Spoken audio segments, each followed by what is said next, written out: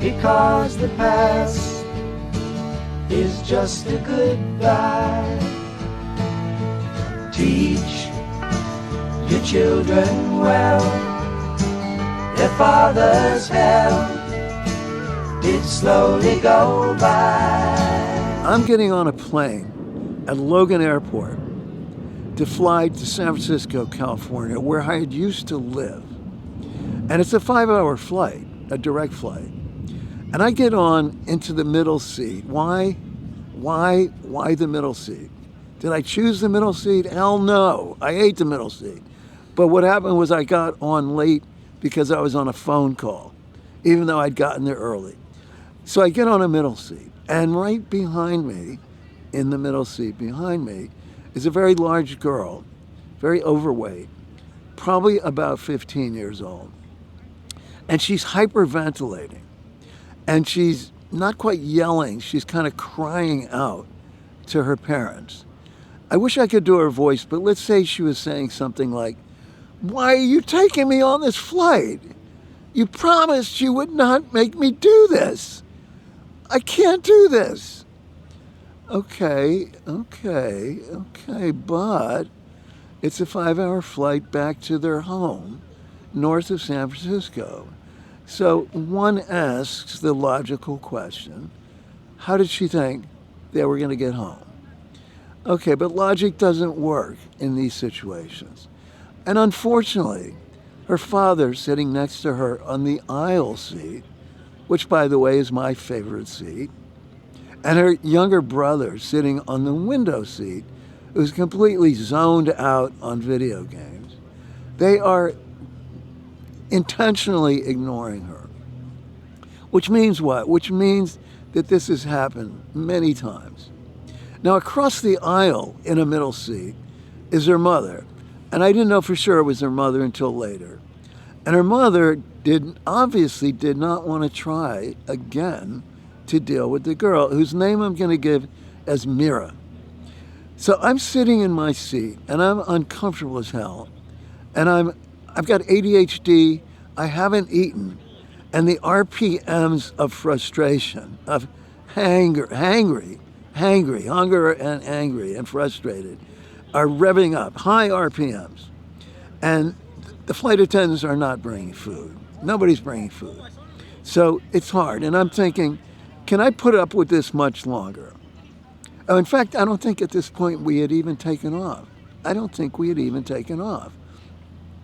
So I'm thinking to myself, what could I do to intervene?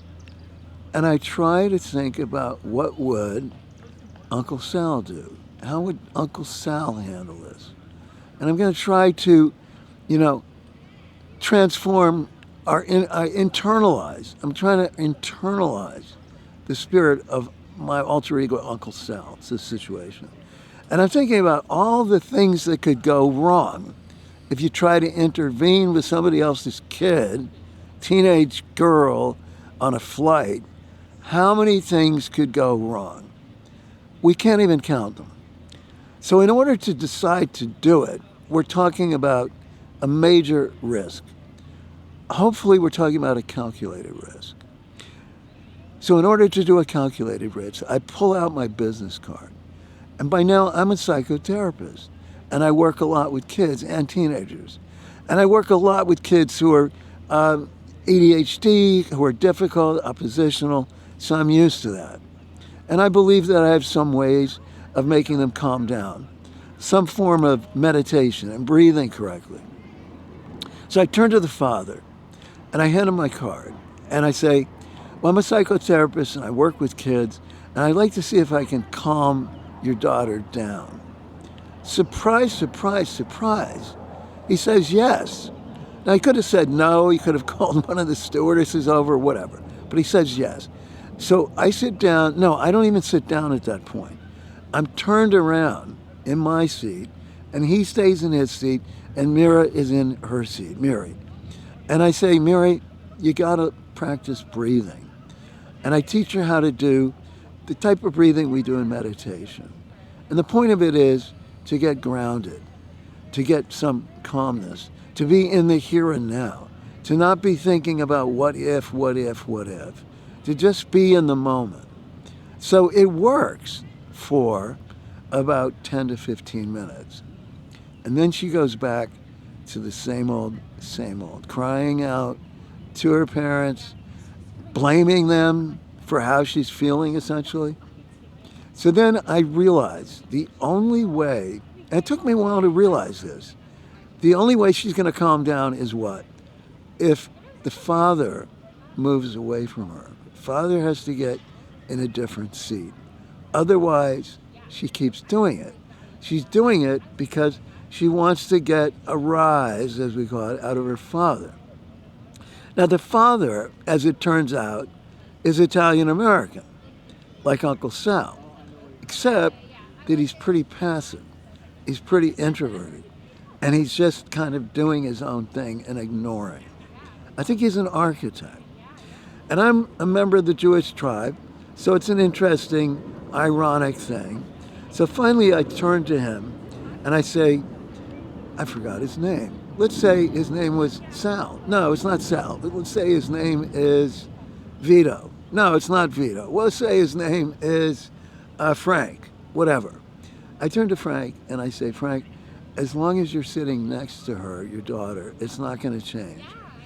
I'd be willing to change seats with you if that's okay. Oh my God. Oh my God. Oh my God. Surprise number 2, the biggest one. He says yes. Could have said no. Could have given me a hard time. Could have been suspicious. Could have said, well, what do you want to sit next to my daughter for? But no. He got up and we traded seats. So he went into the middle seat and I got an aisle seat. And right away, I launched into what I knew I had to do. I knew I had to intervene, that we could not we could not baby her. We could not baby her. We could not indulge her. We had to give her feedback, realistic feedback, which kids don't get enough of, which is why Uncle Sal has come into the world. So I turn to Mira and I say, Mira, have you ever been in the cockpit of a plane, of a jet? Because Mira was afraid that the jet was going to crash, that it wasn't, that they didn't know what they were doing. And she said, yeah, she had been in it one time. And I said, so you know that there's millions and millions and millions of engineering and safety devices that the staff who are trained use. And by you doing this, you're bothering almost everybody on the plane, your father, your brother, your mother across the aisle, I think that's her. You're bothering me, bothering other passengers, and I think the flight attendants are going to come over, or maybe they already did. You're bothering the staff. Well, let me go back to the flight attendants, because that's really symbolic. The flight attendants, 3 of them, one at a time, female flight attendants, come by and they say to Mary, girl, you're doing such a great job. You're being so mature. You're being such a good kid. No, and no. Does that work? No. But did what I said work? Did it work? Yeah, it did. It did. She said she had been in the cockpit. She said she didn't disagree with me about the safety.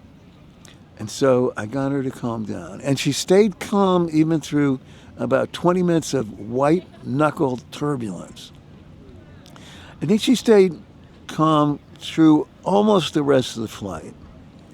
And meanwhile, the person who turned out to be her mother was validating me from afar, from across the aisle. And I love getting validation, because I didn't get enough validation as a kid. So validation is a big deal. And I'm really, really happy about that. And I don't know yet for sure if she is the mother, but I'm assuming. So I actually go over to sit next to her, and she had bought me a drink, a real drink. And some of the other people wanted to buy me drinks. I was getting a fan club. I was getting a fan club on the flight. So I go over and start talking to her. And she's got total opposite energy of her husband. she's like fired up. She's got red hair. She's Irish. He's Italian. She's got all that energy. She's spontaneous. We really hit it off. She likes me. I like her. And I tell her I even know about this neighborhood she grew up in Philadelphia. Anyway, so I go back to my seat, and plane's about to land, and I'm thinking something ridiculous. But Uncle Sal steps in. I'm thinking, since I gave her my card, and since I'm going to San Francisco too, and they're living pretty close, that maybe she and I could have an affair while I'm there. Okay? Because she's close by. She seemed to like me. She's probably a little bit frustrated with her husband, certainly with her daughter, and the whole situation. But then, just in time, who comes in to intervene with me? You guessed it, Uncle Sal. And Uncle Sal says, Johnny, you don't need anything more than you already done. You've done so much today. You know, it's right in your kishkis. Kishkis is like right in your guts, all right? You don't need to do more, man. You've done it all. You got to let go. You got to get into the here and now.